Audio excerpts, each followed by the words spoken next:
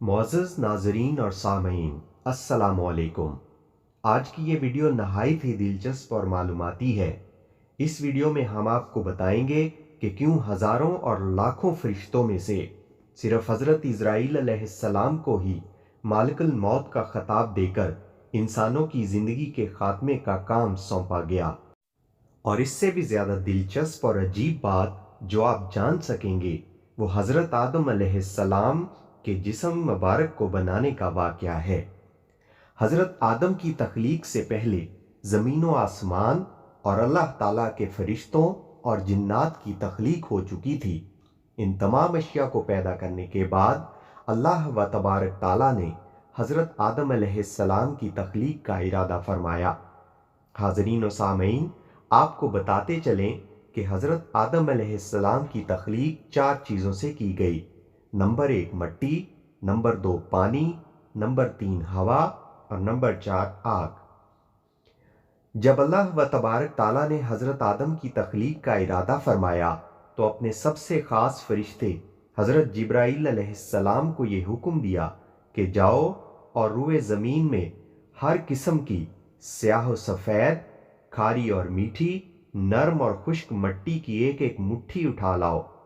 جب حضرت جبرائیل علیہ السلام اللہ و تبارک تعالیٰ کا حکم پا کر زمین پر تشریف لائے اور مٹی اٹھانے کا ارادہ بنایا تو اس وقت زمین نے حضرت جبرائیل علیہ السلام سے مٹی اٹھانے کا سبب پوچھا تو حضرت جبرائیل علیہ السلام نے سارا واقعہ زمین کو سنایا۔ زمین نے عرض کیا، میں اس خدا کی پناہ چاہتی ہوں کہ تم مجھ سے مٹی اٹھا کر اس سے انسان بناؤ جس کی وجہ سے میرا کچھ حصہ جہنم میں جائے گا۔ اس طرح رو رو کر زمین حضرت جبرائیل علیہ السلام کے سامنے خدا کی پناہ مانگنے لگی تو حضرت جبرائیل علیہ السلام مٹی کو اٹھائے بغیر ہی اللہ کی بارگاہ میں واپس لوٹ گئے اور جا کر اللہ و تبارک تعالیٰ کی بارگاہ میں عرض کی،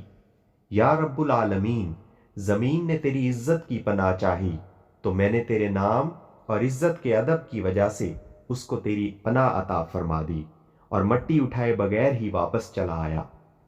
اس کے بعد اللہ و تبارک تعالیٰ نے حضرت اسرافیل اور حضرت میکائیل علیہ السلام کو بھی باری باری زمین پر بھیجا، لیکن یہ دونوں فرشتے بھی اسی وجہ سے خالی ہاتھ واپس لوٹ آئے کیونکہ زمین نے ان سے بھی اللہ و تبارک تعالیٰ کی پناہ چاہی تو ان دونوں فرشتوں نے بھی اللہ و تبارک تعالیٰ کے نام اور ادب کی وجہ سے زمین کو پناہ دے دی اور خالی ہاتھ واپس لوٹ آئے۔ اس کے بعد پھر آخر کار اللہ و تبارک تعالیٰ نے مالک الموت یعنی اسرائیل علیہ السلام کو بھیجا۔ حضرت اسرائیل علیہ السلام اللہ و تبارک تعالیٰ کے حکم کے مطابق جب زمین پر تشریف لائے تو زمین اسی طرح رونے لگی اور فریادیں کرنے لگی۔ اس وقت حضرت اسرائیل علیہ السلام زمین سے فرمانے لگے کہ تیرے رونے دھونے اور عاجزی کی وجہ سے میں اپنے رب عزوجل کی نافرمانی نہیں کر سکتا، لہٰذا حضرت اسرائیل علیہ السلام زمین سے مٹی اٹھا کر اللہ تعالیٰ کی بارگاہ میں حاضر ہو گئے۔ یہی وجہ ہے کہ اللہ تعالیٰ نے حضرت اسرائیل علیہ السلام کو انسانوں کی جانیں نکالنے کا کام سپرد کیا اور آپ کو مالک الموت کے منصب پر فائز کیا۔ عزیز سامعین اور ناظرین، تفسیر نعیمی میں لکھا ہے کہ مالک الموت حضرت اسرائیل علیہ السلام نے مختلف 7 مقامات سے مٹی کو اٹھا کر مکہ مکرمہ کے مقدس مقام پر جمع کیا جہاں آج کعبہ شریف ہے، اور وہ 7 مقامات جہاں سے مالک الموت حضرت اسرائیل علیہ السلام نے مٹی اٹھائی وہ یہ ہیں: نمبر 1 مکہ مکرمہ، نمبر 2 طائف، نمبر 3 بیت المقدس، نمبر 4 ہندوستان، نمبر 5 ابو قبس، نمبر 6 عدن اور نمبر 7 مدینہ منورہ۔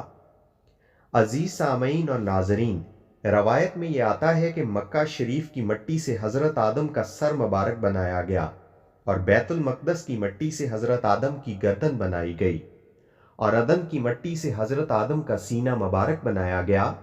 اور ہندوستان کی مٹی سے آدم علیہ السلام کی پشت اور شکم مبارک بنایا گیا اور مدینہ منورہ کی مٹی سے حضرت آدم علیہ السلام کا دل مبارک بنایا گیا۔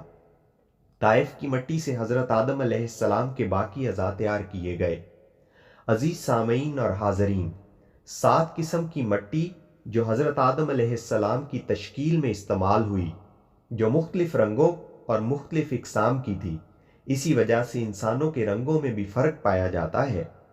جب آدم علیہ السلام کو بنانے کے لیے مٹی کو جمع کر لیا گیا تو مٹی کا گارا بنانے کے لیے اللہ تبارک تعالیٰ نے 7 قسم کے پانی کا استعمال کیا اور حضرت آدم کی خمیر کی مٹی کو گوندا گیا۔ جب حضرت آدم علیہ السلام کی مٹی کا گارا تیار ہو گیا تو اس پر اللہ تعالیٰ نے 40 روز تک بارش برسائی۔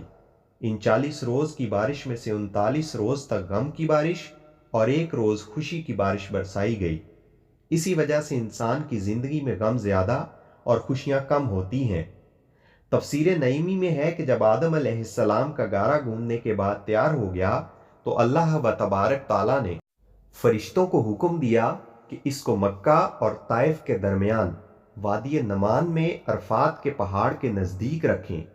پھر اللہ تبارک تعالیٰ نے اپنے دست قدرت سے اس گارے کو حضرت آدم کا مجسمہ بنایا اور حضرت آدم علیہ السلام کی صورت تیار کی اور مجسمے کو خوش کرنے کے لیے 7 قسم کی ہوائیں اس پر چلائیں اور اس مجسمہ کو پکا کرنے کے لیے 7 قسم کی آگ سے گزارا، اور اللہ تعالیٰ نے حضرت آدم علیہ السلام کو اپنی پسندیدہ شکل عطا فرمائی۔ جب حضرت آدم کی تکمیل مکمل ہوئی تو فرشتے اس کو دیکھ کر حیران ہونے لگے۔ تب شیطان ان فرشتوں کے پاس آیا اور آدم علیہ السلام کے مجسمے کو دیکھ کر کہنے لگا